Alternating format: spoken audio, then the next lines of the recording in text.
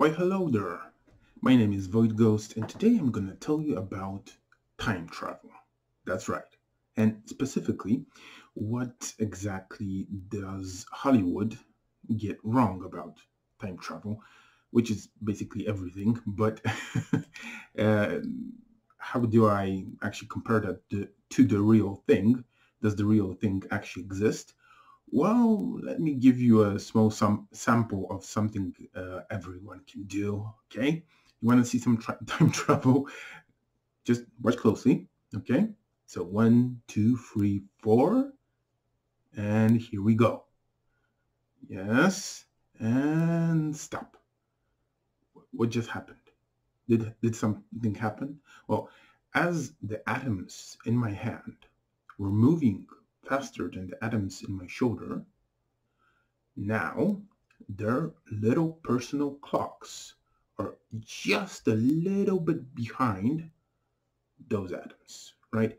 So, this is the basic way we can generally achieve a sort of time distortion.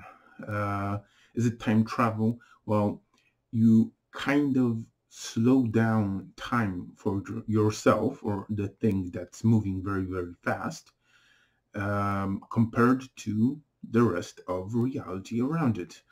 And that may mean that you kind of go into the future, right? For you, it's going to be a short amount of time. For everything else and everybody else, it's going to be a long amount of time. But that is a one-way trip.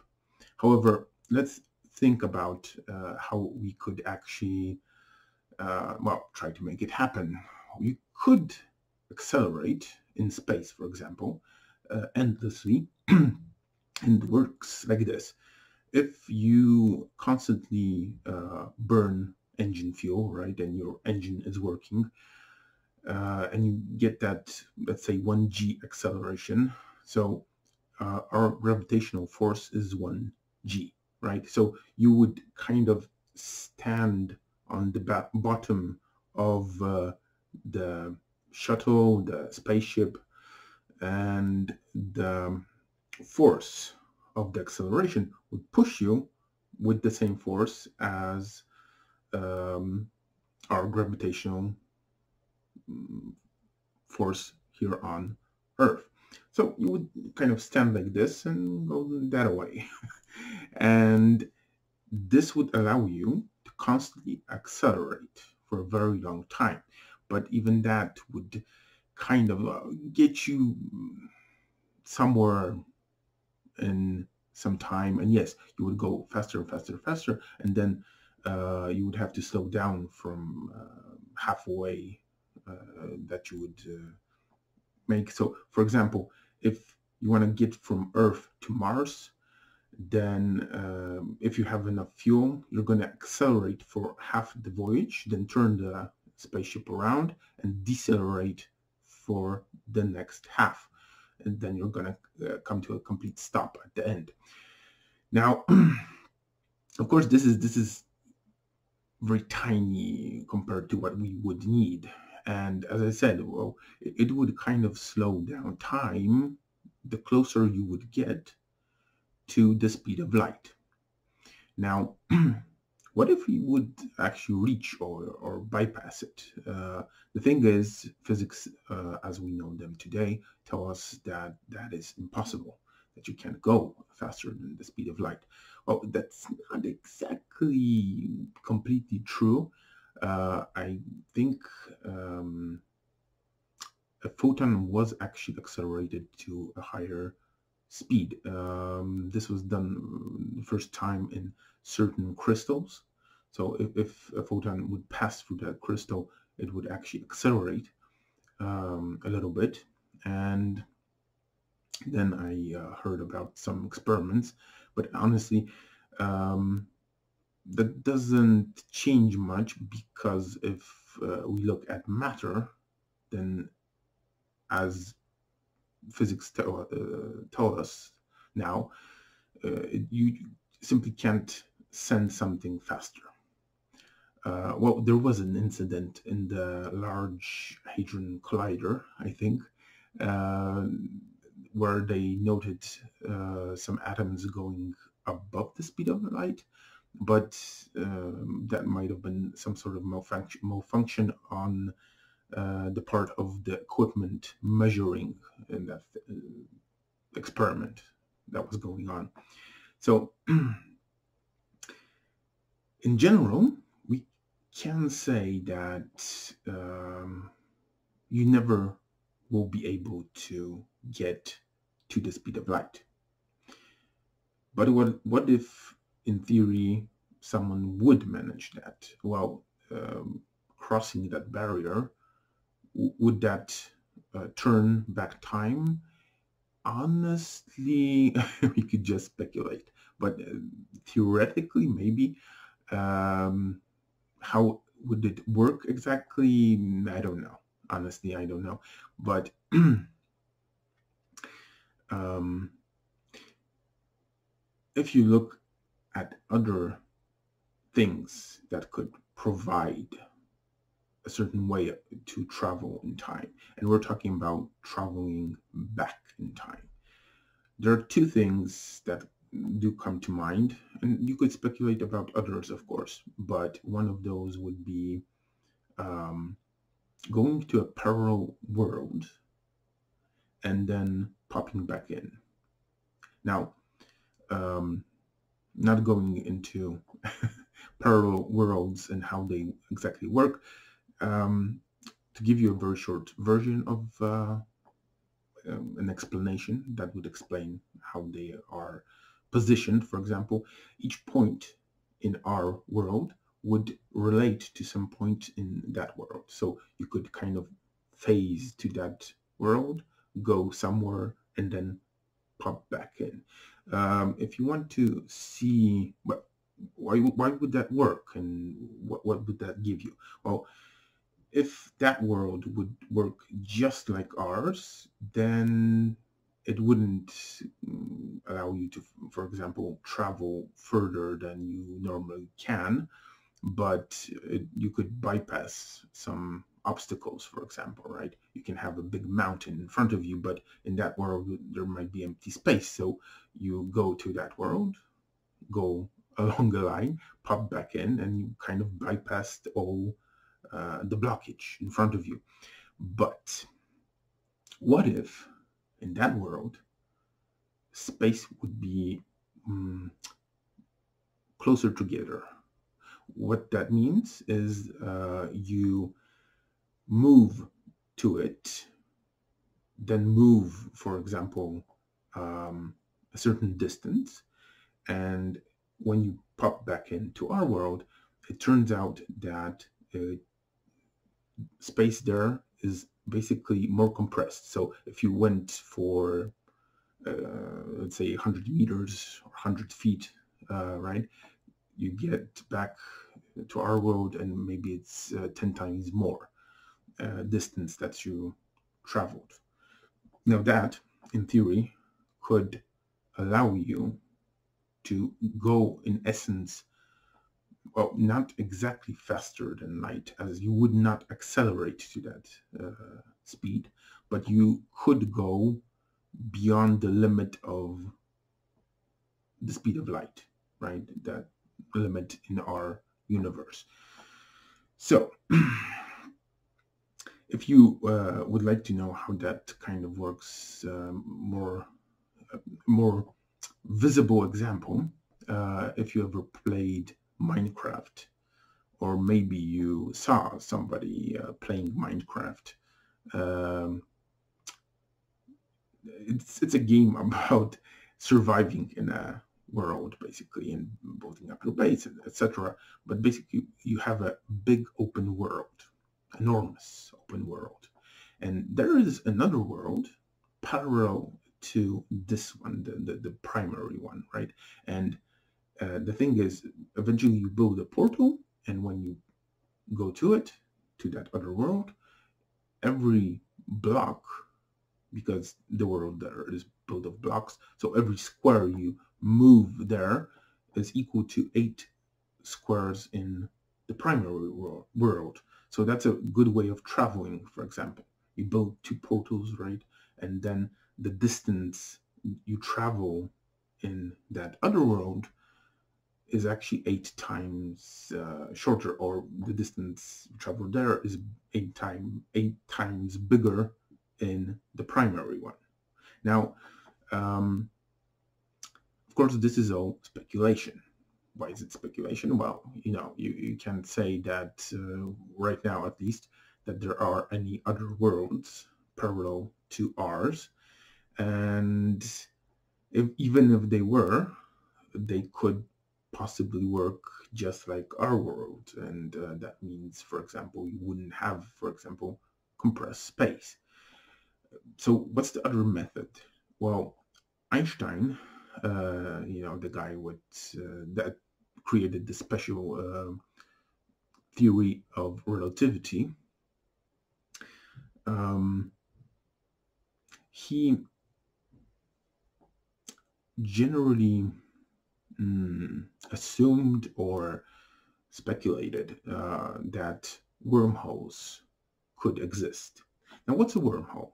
Well, it's basically you got 2 points in space, and they are connected. So theoretically, this is a big area between them, but in reality, you go in here and you instantly pop out right there, right? So somewhere over there where the end of the wormhole is.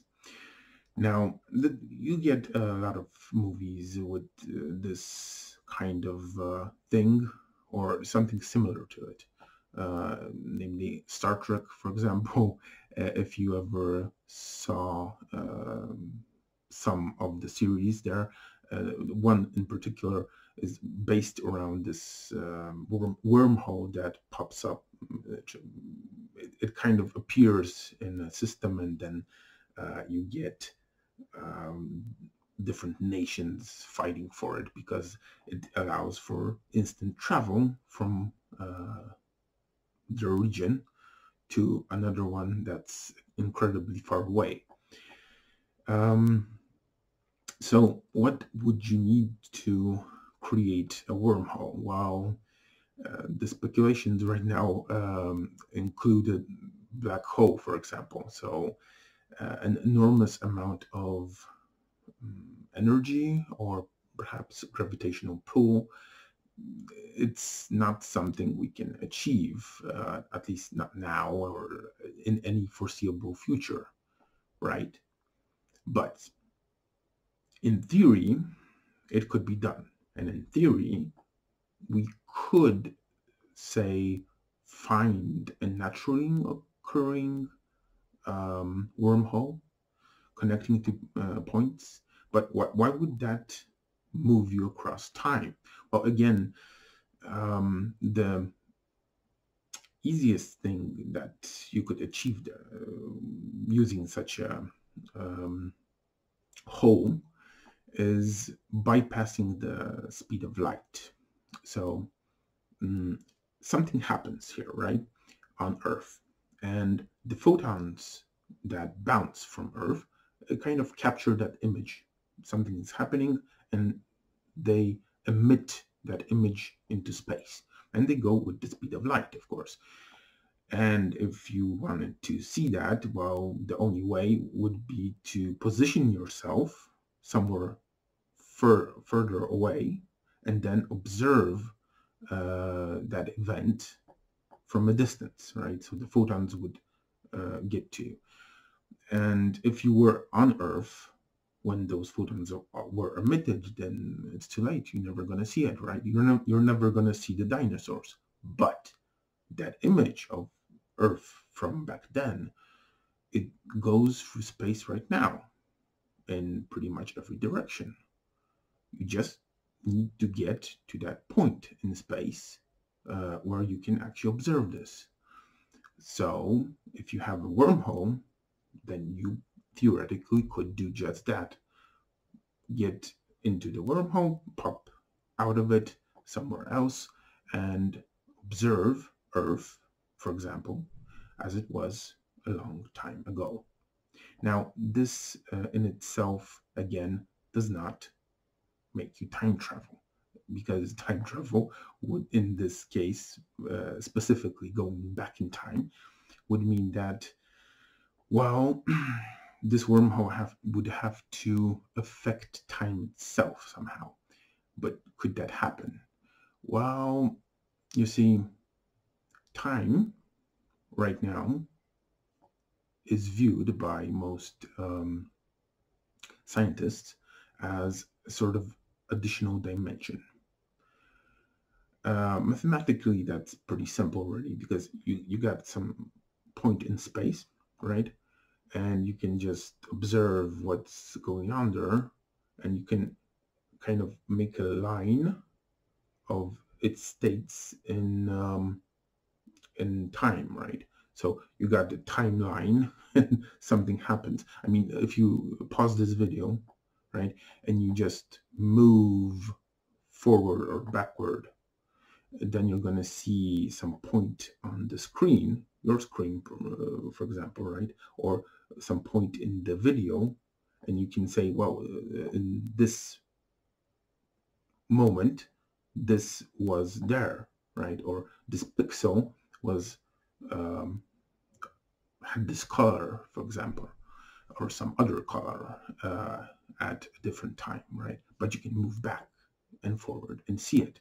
Now, this same principle could theoretically apply to time itself.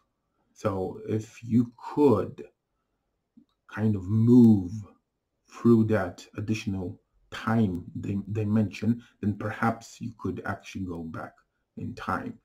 But here we have a number of things that are, in essence, the difference between reality and Hollywood, right? And well, here they are.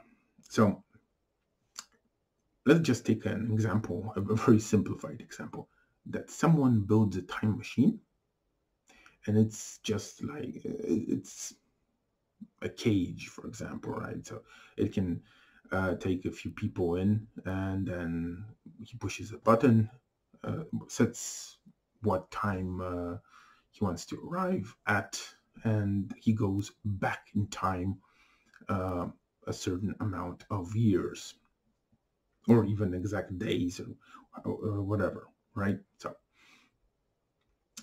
let's say he goes back, our scientist goes back 10 years, and now he thinks, well, he doesn't want to disturb time as it is. He doesn't want to change the events that happened, and because he doesn't want that, he decides not to interact with anyone, right?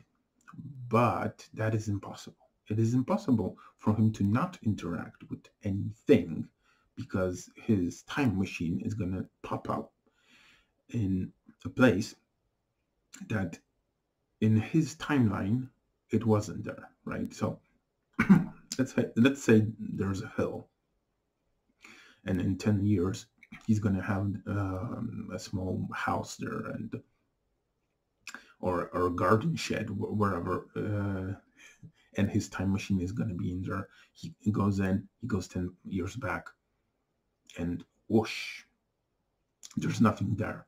He gets out of the time machine. Let's say it's night. He looks around, takes his binoculars, says, yeah, it's worked. Spends maybe a few minutes there, and carefully gets back into the time machine and goes back to his time. Now, what difference that his appearance made? Well, of course, an object appearing is some sort of difference. You can actually see that pretty clearly, right? But let me give you a small example. You see, there was a certain mosquito. Yes, the little bloodsucker was going looking for a victim, and when he got out of his time machine, this mosquito actually diverted its flight path and was going towards him. But then he vanished. And the mosquito, well, it didn't die. It just went somewhere else looking for another victim again. Now, what originally would happen is the mosquito would fly into the path of a motorcycle, and the motorcycle driver, you see, he was drunk, unfortunately. And he was driving along, and this little mosquito would pop and right in his helmet, and he would reach up and try to scrape it off. He would unfortunately drive right into off the road and die. And this little mosquito didn't get there, so he drove a few hundred feet further and lost control of his bike anyway. And now he fell off, but the bike actually slided a few feet or a few dozen feet, and it got in the way of a car driving from the other side of the road. And unfortunately, that car went off the road, crashed, and out of the 4 people in there, 2 died. Now, what happened here? One person that would have died survived, and now 2 people died, and they would have normally lived. Think how many people this affects immediately. They would have children. They would affect other lives. They would have jobs. You have a job, you die, well, someone else will have an opportunity to take it, right? Maybe other people that you know will get depressed. Maybe they will, instead of doing something, go to your funeral and not meet the love of their lives, right? So the cascade of events that unfolds is extreme, really. Of course, this was an extreme example. Maybe that little mosquito wouldn't actually do stuff, but let's just go with this example for a moment and think like this. Out of those 4 people, one, shocked by this event, decides that he or she wants to take control of their lives, and in the next years gets an education and becomes a politician. Now, this doesn't get this person to the place where they can become president of a country that all this took place in, right? But because they are an effective politician, they actually compete with some other politician, and that politician doesn't do well enough to actually get elected for something and then eventually get elected for the president. So our scientist gets back to his time and thinks, oh, okay, nothing changed, mission accomplished. And then he finds out that the president is actually someone else than he remembers. What happened? Well, that candidate actually didn't make it so far, right? Is some mayor of some city, for example, or isn't in politics anymore. And he understands that something major happened, right? But even the slightest change, the slightest, tiniest change would affect eventually it would actually cause huge events. Just time is needed. That's it. So, what does this actually mean? Because in Hollywood, you got things like you go back in time, right? Something happens. Then you go forward in time, and then you see, I made some change. I didn't want this. So you go back in time, fix that change, and then you go back to the future, and now it's all good and gone. Well, unfortunately, as you saw in that example, the tiniest change, just changing the flight path of one mosquito, might have a huge effect, and it will have eventually. You just need time to small things, so they build up, and that means that there is no going back. You can't fix something. The more you will actually try to do so, the more changes you will do. But what else does Hollywood say? Well, um, there's this very interesting narrative where someone decides eventually to go back in time, and it turns out that in what they remember, they actually met themselves, right? Or someone was doing something, and it was actually their future self that went back. And what they remember is this. And you could think, okay, well, that kind of completes itself, right? Well, think about it like this. You got this scientist, and through his life, he met himself in a way. He didn't know it's him, but he met himself once and another time. Let's say it's 2 times. Now, what does that mean? Well, for him, everything is complete and nice, but he must have actually lived his life not encountering himself and then build a time machine to go back and actually be there. Okay, so the first go through when it comes to time would have to actually be without that. If in some place he would say die, then he wouldn't get to the point when he makes a time machine, which means that he would not be able to go back because he would already be dead. And sometimes you get a movie that actually kind of suggests that he's saving himself. Well, he can't save himself because I said the first time he lives through his life, it has to be without time travel to the point where he actually time travels, right? So how would that exactly work? He goes back, he changes things. Now let's look at the perspective that this time traveling version of himself has. So he goes back. Mm-hmm. And now let's say this is just one meeting.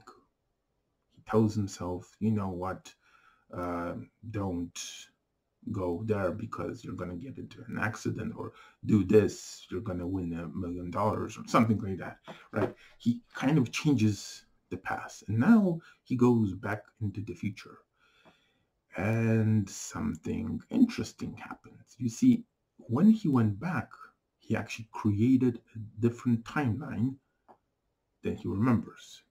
This is the thing that scientists call the grandfather paradox. If you go back in time and kill your grandfather, then how the hell could you actually get born, right? And you then went back and did that, you wouldn't exist.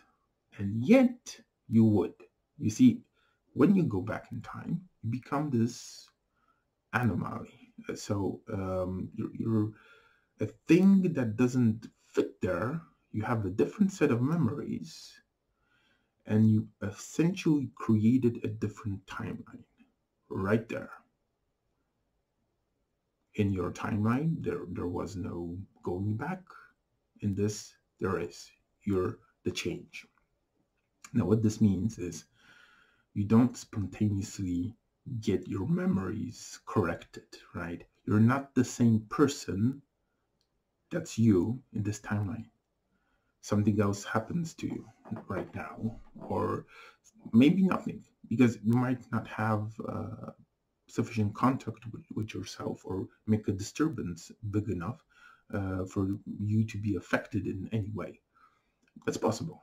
So maybe you just went somewhere else and did something else, and yourself basically is the same or almost the same. But in this version of time, uh, you are here and you are here, but you have the memories from the next 10 years. But these 10 years are your specific memories. So whatever changes you cause, they will make a difference. And let's say you make a huge difference. Maybe you save people from a natural disaster or do something like that, right? And it's a change for the good. Maybe it's unfortunately for the bad. Whatever it is, it's absolutely okay. You see, there are now two versions of you, and that's it. You are an anomaly in this timeline. Now, what if you go further in time, that is into the future? Well, that's very simple. You still are in this new timeline. You just basically cease to exist for this time that you jump forward. Okay, so you go 10 years into the future. Well, then for the next 10 years, you are missing from this world, and then you appear again. And this doesn't change the timeline. When you go forward, that's fine because it's like kind of accelerating, right? And freezing in time almost. And then you pop back into normal speed, and then you say, oh, look, everything changed and went forward. But when you go back again, then in essence, you create another timeline.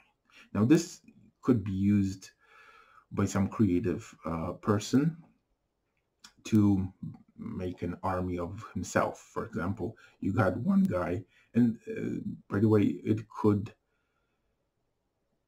pretty much create energy. Well, not exactly create, but take some energy from one timeline and get it to another timeline where this energy simply wasn't present. So in essence, there's this law that the amount of energy in the universe, well, it doesn't change, right? So everything that dissipates is somewhere out there, and if it accumulates somewhere, well, this is the same energy, right? We're operating on. But in this case, the universe would actually get more. How would this work? Well, you get a time machine, right? You go in and you go back 1 minute. And let's just make this nice and clear so we don't pop up in the same spot. You know exactly what you're going to do. So a minute before, you have your time machine positioned a little bit off, and then you intend to move it into position and whoosh, go back in time there.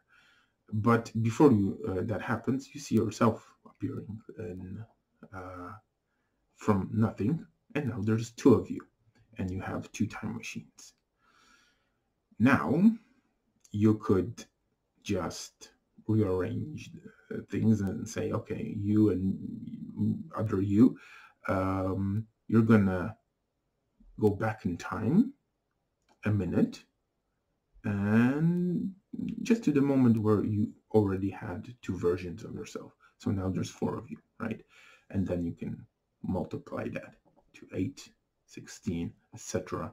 And eventually you can get as many versions of you basically as you want. This will take a little bit of time, but not that much. But what about the energy? Well, anything you take with you kind of appears there.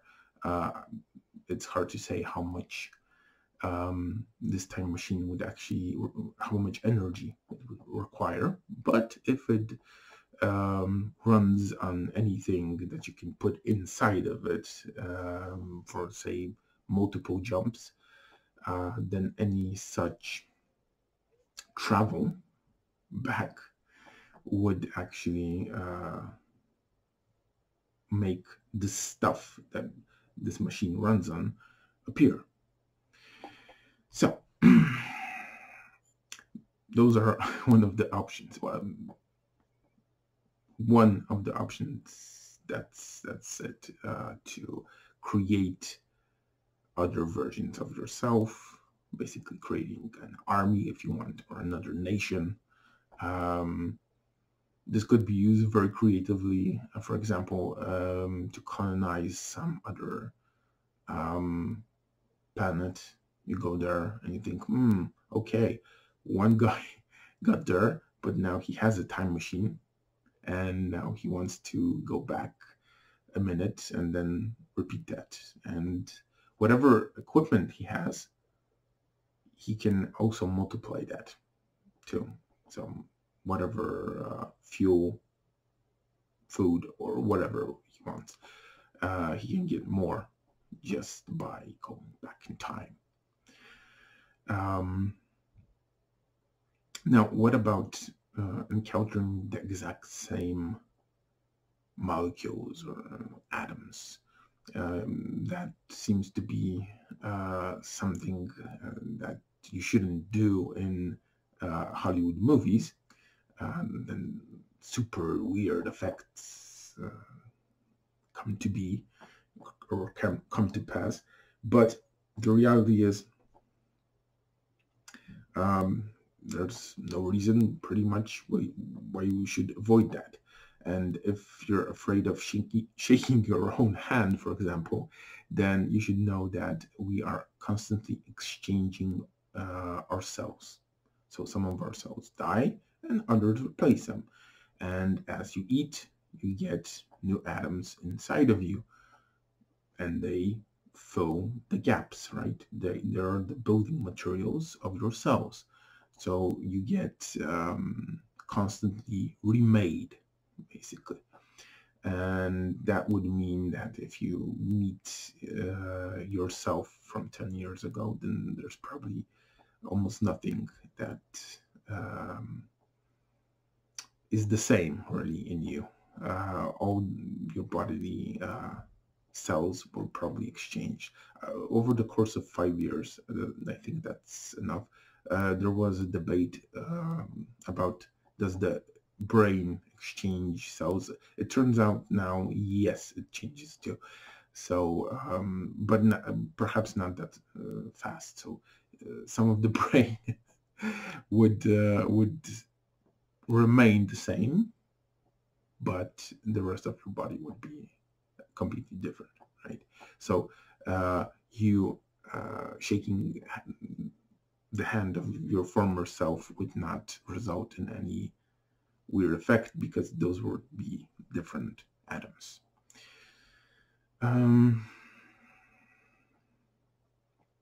There's also this thing that's kind of counterintuitive, and yeah, Hollywood doesn't get it right.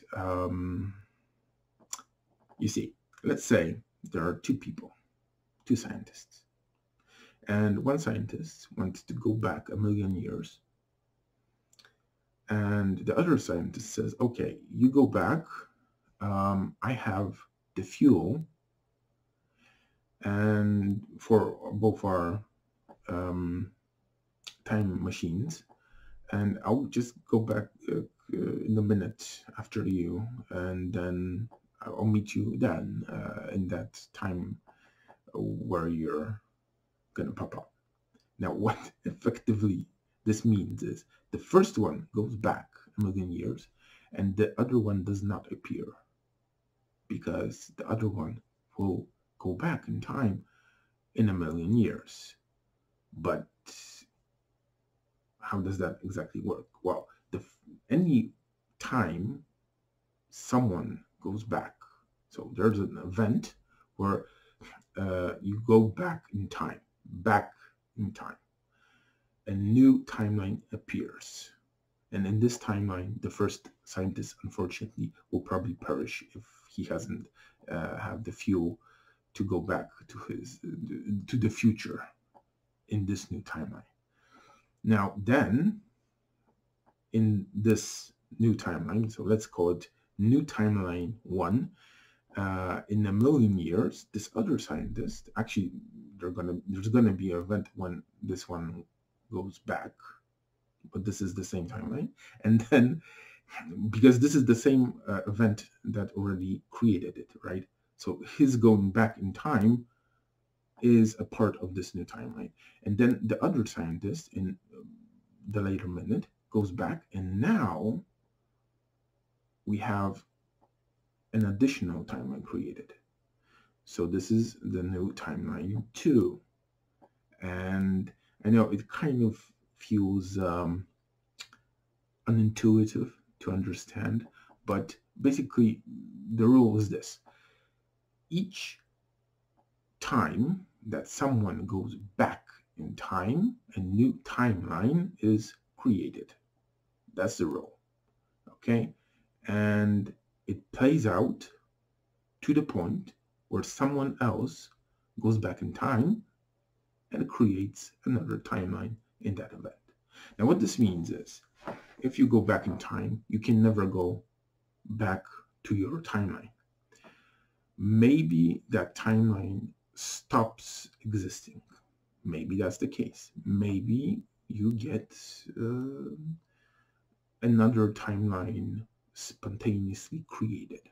It's hard to say, really. And then the timeline forks, right? And each time someone goes back, it forks again and again and again. So essentially, going back 10,000 years, for example, would probably, even if you would be extremely careful, change the world in such a manner that there's just no way you would have the same thing or the same reality that you went from. Okay, so you would create a new reality identical to this point, but then you appear and you're the change. And even if you decide to go back into the future, you'll go back into the future into this new reality, right? Okay. So, is there something else to explain? I hope I did a good job explaining. Well, well, there are other, let's say, things that Hollywood likes to show, for example. One is that you go back and you change something, and there are these waves of change, for example, or you're spontaneously corrected. As I said, that doesn't happen. You're an anomaly, and you stay an anomaly forever. So, in essence, you basically create a new timeline every time you go back, and yeah, that's how it would work. So, if you're thinking that maybe in a few years someone invents time travel and then you can actually go back and see things as they were, or maybe that someone is actually doing that right now. Each such travel would create a different timeline. So this person would not be able to go back to what they know as reality. It would either not exist, and that's tragic in a way, because think about that. You're going back in time, maybe, let's say it's 10,000 years, and the slightest change your appearance there made eventually cascaded in no one that you know being born. Okay, different people were born, right? But those that you knew, you find no one that even remembers you, because you didn't exist in this timeline. Of course, you do exist because you're an anomaly, right? But it's a different world, basically. You're someone else. from a different timeline, but now this is your timeline. And maybe that timeline does not exist anymore. Maybe there's just one timeline, right? So now let's look at something that's based on some assumptions that scientists make. And this is that there might be aliens that perceive time in a different way. And how would that work? Well, you get some movies that I don't want to give you spoilers, right? But there are movies that make this, well, show you these aliens that kind of see time and they're not surprised by what happens. Now, how odd would that be? And how would that work? Well, first of all, such a being would have to live their lives from start to the end in a linear fashion. But then at some point, it would have to look at all that happened, because if it didn't happen for it, it kind of doesn't have the option to look for it, right? So if I record this video to the end, you can just go to any point and look for yourself, right? And see, hey, what did he say there? But if I don't, then anything beyond this point, for example, is a possibility. Just I can change that. And this is, again, a certain weird thing, because if such a being would look from, say, from the side at this timeline of its own existence, then unfortunately it would kind of be in a position where it wouldn't be able to change anything. Because if it did, then how would it get to that point? Because in this version of reality, it would actually have to have this interactive timeline, right? So it wouldn't create a new one. It would have to be able to change stuff. And now think about two such beings, and one hates the other and tries to kill it. So it can just go back, and before this one exists, just wipe it out. Or the first one that makes a move changes everything. As you see, this concept is so alien to us that personally, I don't think you could encounter a being that looks at time from, well, outside of time, right? And this might be because time doesn't have to be another dimension, like most scientists today would say. It can be just something that is essential to our reality, perhaps, but calling it a dimension isn't really a good idea. And I think it's not a good idea because, you see, as we already established, you see, apparently Einstein called it a dimension and others picked up on it.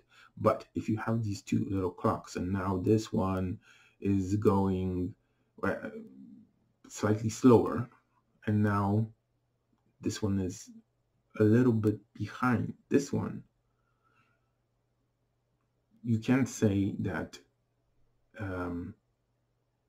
you have a universal time line, right? Maybe each atom has a timeline, but its timeline is going constantly.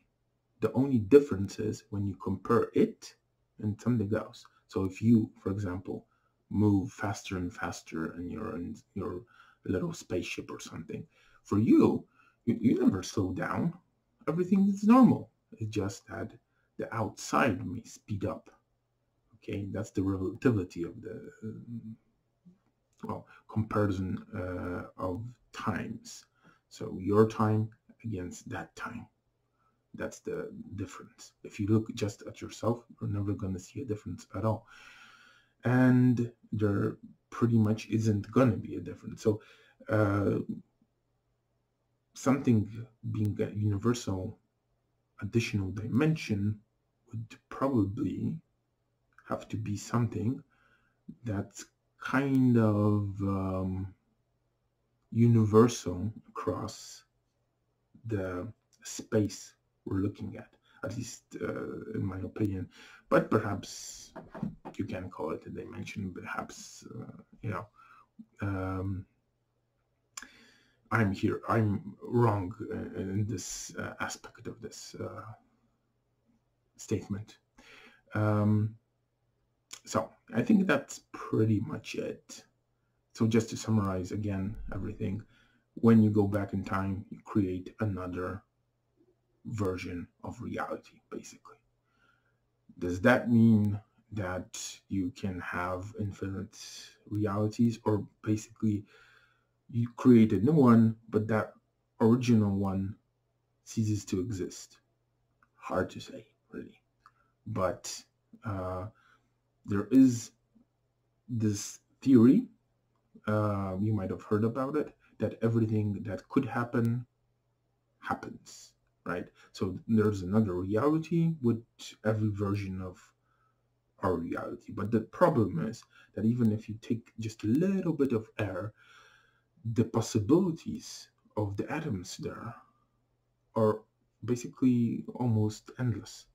There's like an infinite amount of directions those atoms can go in 1 second, for example. So when you try to look at the possibilities in our universe, it's just so enormous, the amount of possibilities that is, that I don't see how this would kind of work.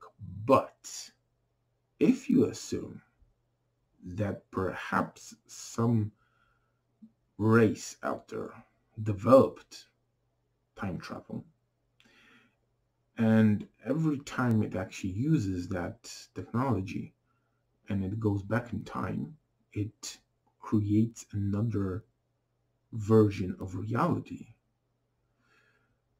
Well, that could put those two things together, right? So some possibility of time travel plus the different things that can happen. So not everything that could happen would happen, but slightly different realities would appear each time someone would move back in time. So as you see, basically, it's much more complex, and it's much more, um, I don't know, dangerous, perhaps, maybe sad in a way, because going back in time would be a kind of one-way trip, because your reality would either cease to exist or you would never be able to come back, and all that would not really work well in Hollywood, in movies, right? Um, but then again,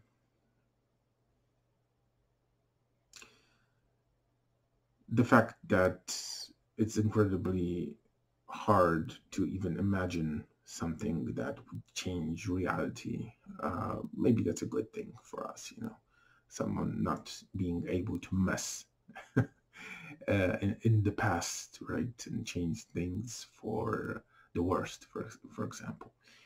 Yeah, I hope I kind of explained that to the best of my ability. And the usual thumbs up would be nice if you like that. And if you have any questions, ask them, and I'll do my best to answer. Goodbye.